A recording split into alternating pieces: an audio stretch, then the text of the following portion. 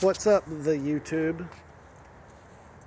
Today we are going to calculate the velocity of a Nerf gun, Nerf bullet. And we're going to do this using a very, very simple formula. Velocity is equal to distance divided by time. And we're just going to have to get the time in a unique way. Let's see how the kids are doing it. They haven't been given any directions. All we've done is watch some Mythbusters video on bullet fire versus bullet drop. All right, so we get the gun. First thing we're going to do is get this gun perfectly level, and we are going to calculate the height of the barrel, which is 86 centimeters. So that's a big help. So if the gun is perfectly level, we're going to shoot it that way, and it's going to drop from a height of 86 centimeters. So since we got the height of the barrel to be 0.86 meters or 86 centimeters, we're going to use what formula to find the time? It's the shortcut formula. Right, the shortcut formula is XF equals 1/2 AT squared.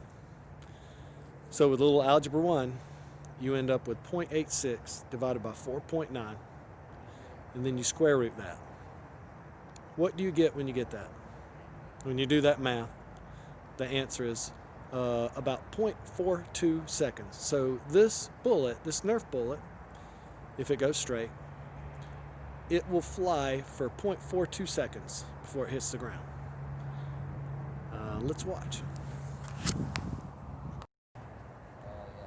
All right, so this is trial number 1. And I'm going to back up a little bit more, see if we can get it in the shot. All right, roll it. Try number 2.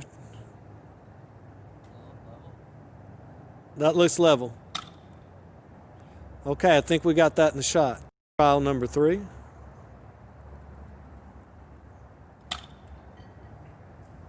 That one was a little short. We're going to try trial number 4. That one looked perfect. Mark that. Okay. Okay. So what do you think? What measurement do you think we're going to get right now? We need to do velocities equal to distance divided by time. We've calculated the time at 0.42 seconds.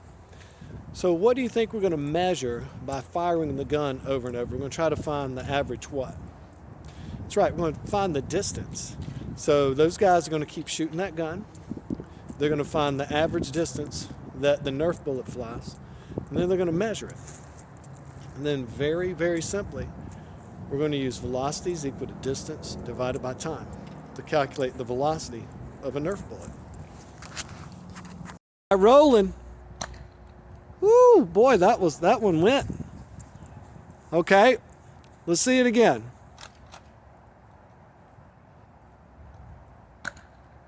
Okay, that gun seems to be pretty accurate. Roll it one more time.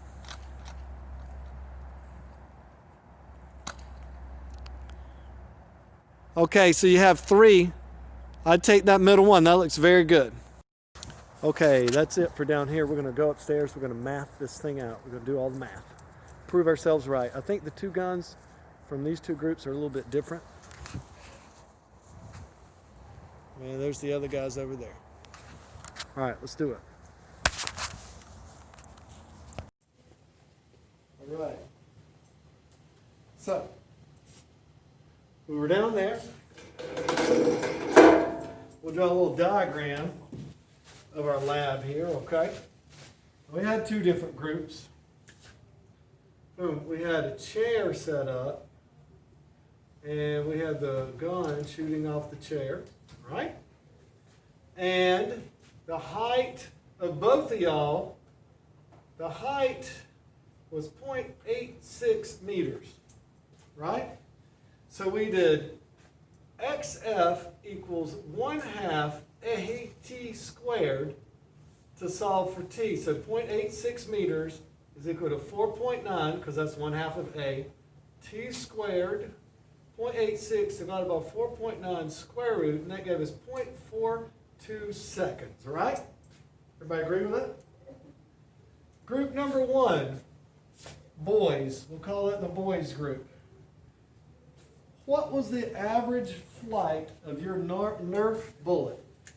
The average distance? 7.5 meters. Okay, so it flew 7.5 meters on average. Okay, and you measured that with a meter stick, right? And then group number 2, you were over here. Y'all had a chair. You had a Nerf gun, same thing. It was shooting sideways. And it was also 0.86 meters, because you guys both had the same chair. The guns were slightly different. And then what was y'all's average flight? 5.65 meters. 5.65 meters. Okay. So their gun was a little more powerful. So therefore, we're going to assume their initial velocity was greater, right? Or their average velocity, which is actually what we're calculating. So very simply, we just did velocity is equal to distance divided by time. Each group did that. So the time was 0.42 seconds, and the distance for y'all was 5.65. Y'all's time was also 0.42 seconds because you were the same height from the ground. And y'all's distance is 7.5 meters, seconds. So what did y'all get, girls? 13.45 meters per second. 13.45 meters per second. That was your average velocity. And you guys had?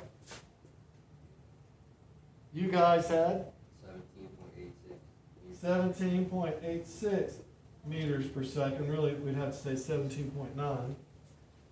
All right. Now, there we go. Let us look on the internet.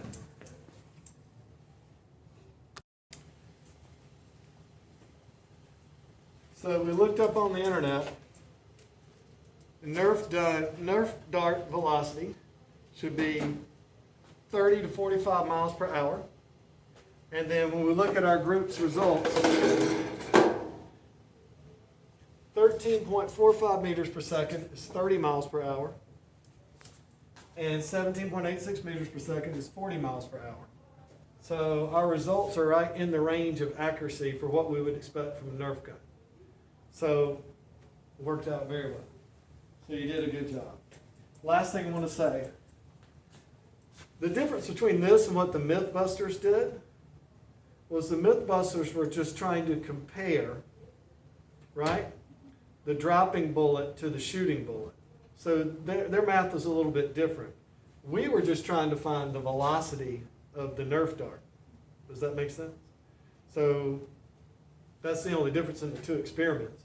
But our experiment will only work if we understand that falling and shooting give you the same distance, give you the same time in the air.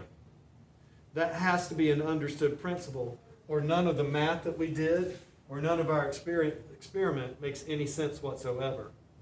If the Mythbusters